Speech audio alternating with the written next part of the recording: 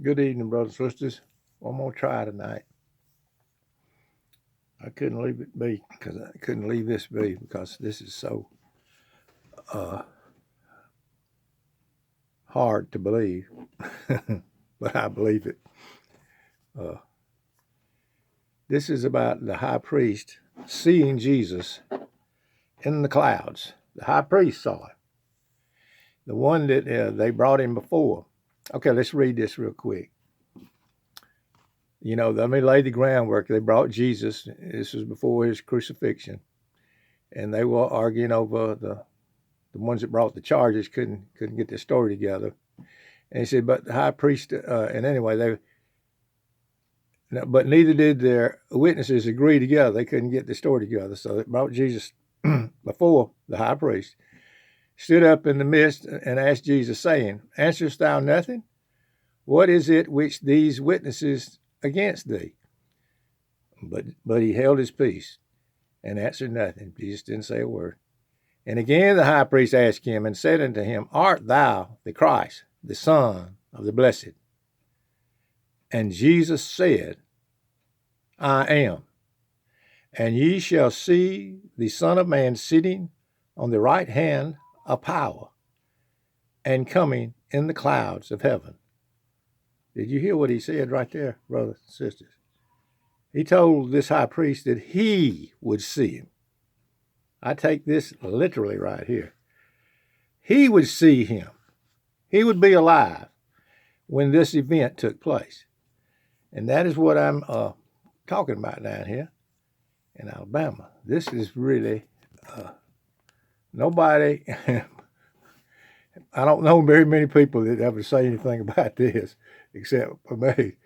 But this high priest actually saw Jesus. And I'm going to try to put it together here right before I go to bed tonight, And then I promise you I'll leave it alone for a while unless I get something else. Somebody else comes on and wants to know. But the high priest saw Jesus, in my view. He saw him in the clouds. Okay, coming in the clouds of heaven, sitting on the right hand of power. In other words, and then what did the high priest do? He tore his clothes off, which was like, that was an outrage.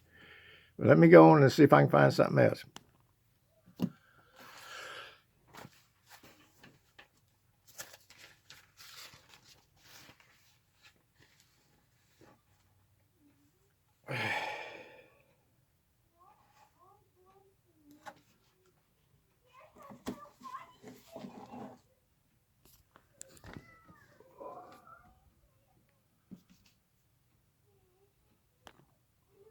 On this one, brothers and sisters, I just wanted you to notice the word, and then shall they see the Son of Man coming with clouds, with great power and glory. This is the same event that we're reading over. I just read to you. This was in 13th chapter of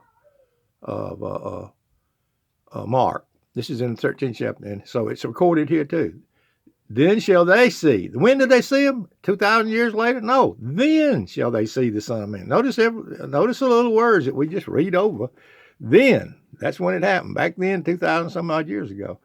Even the people that were upon the earth then, they saw it too. There was people still living. And Jesus told that high priest that he would see it too. Okay. Then shall see. I'm going to go on to the next one because I found some more stuff, before I go to bed. The kids are in there getting ready to go to bed. Notice the word here is then. Then shall they see the Son of Man coming in the clouds with great power and glory. This was not the end of the world, brothers and sisters. That's going to happen like a thief in the night. This was a ballpark figure, like the Lord said, within the generation of his audience at hand. Let's see. Hope I still got it going. Okay. Notice up here now. Now notice this thing about mourning. In the other one, it said, in all the tribes, it says here, it'll say all the tribes of the earth mourned. And over there in the Revelation, it said, and all the kindred of the earth wailed. So you see how that ties in, brothers and sisters? In Revelations, over, I can't flip it up. It says all the kindred wail, say so. But here it says all the tribes mourn. So, brother and sister, I'm trying to tell you that this marries in together with Matthew 24 and Revelation married together. They were talking about the same thing over there in Revelation. Immediately after tribulation of those days, okay. And then shall they see the tribe. Then shall all the tribes of the earth mourn. And they shall see the Son of Man coming in the clouds of heaven with power and great glory. They saw him. This is not the resurrection of the dead at the last day, the last trump. This isn't that. We're not talking about the last trump. This is everybody has been taught wrong or learned wrong. But anyway, let me go to the next one real quick.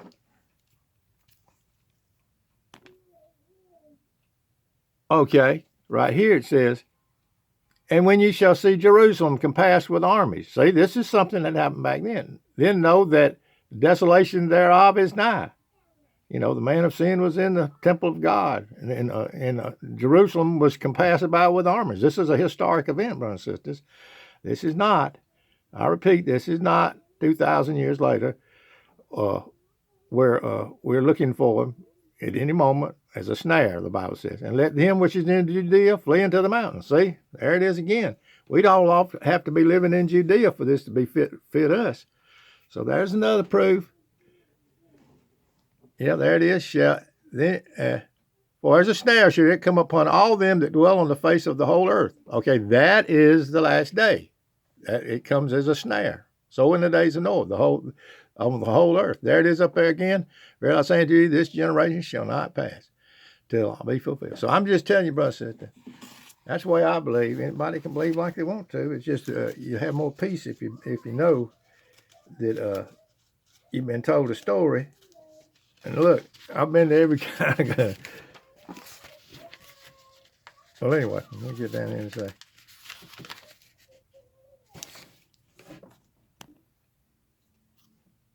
Okay, I'm going back to this parallel here, where it says all the tribes of the earth shall mourn, but right here it says the kindred of the earth shall wail because of him.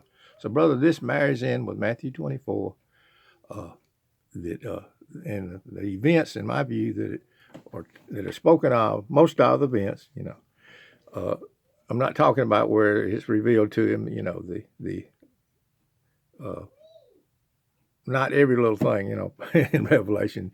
I'm not talking about the events where it's talking about the glory in the glorified world, but I'm talking about most of the book of Revelation, in my view, is talking about something that's already taken place. Behold, he cometh with clouds, and every eye shall see him, and they also which pierced him. The people were still alive that pierced him. And also that high priest saw him too, brothers and sisters. And all the kingdom of the earth shall wail because of him. Over there it says, and all the tribes of the earth shall mourn. So, brothers and sisters, that's a little hint right there, if you ask me. Well, anyway, I'm going to go on to bed here.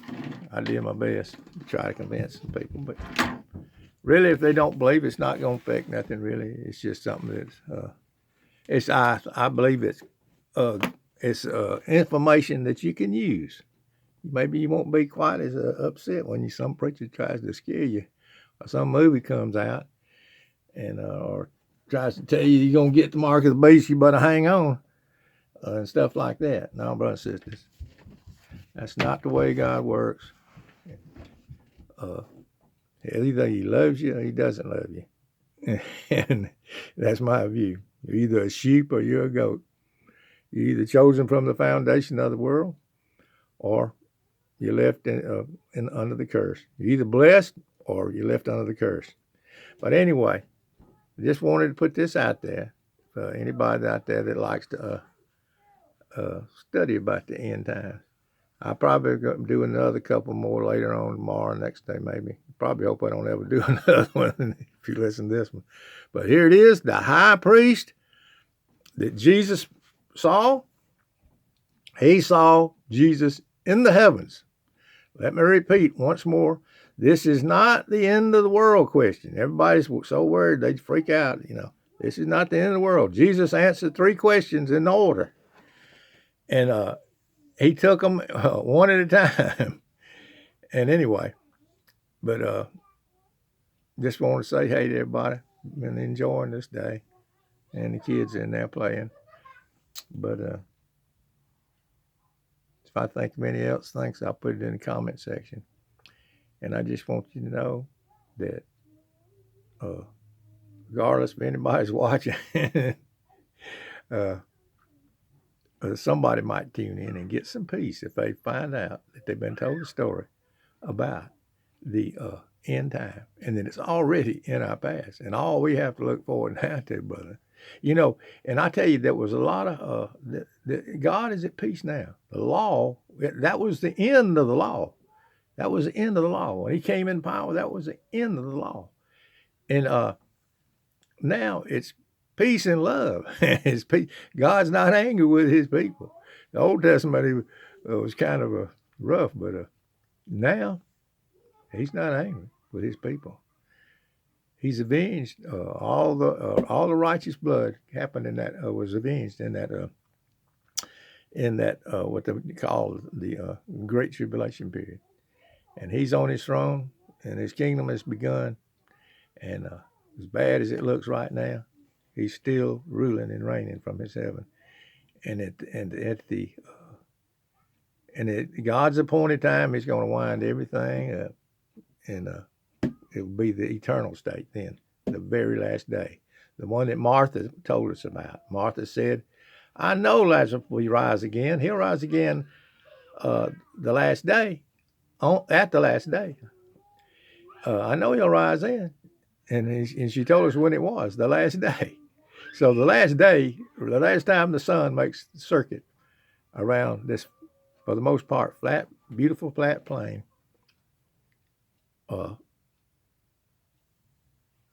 then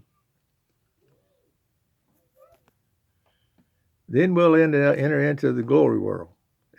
We'll be glorified. The resurrection day, one everybody's looking forward to. But until then, I just didn't want anybody to get tricked by some of these tricksters out there. Some of them are well-meaning God's people that have been taught a story. And if you tune in over here, I try to give you what I believe, and you can take it or leave it. And it's not going to affect anybody's eternal destiny, because that was decided by God before the foundation of the world. It might affect your peace while you're down here. Your joy might not be full, but it's not going to affect your eternal destiny, because God's already decided on that. And it's all based on his great love and his rich mercy. I got to get out of here. Them kids are cutting up. All right, bye-bye. Peace and love, Miss Old Boy down in Alabama.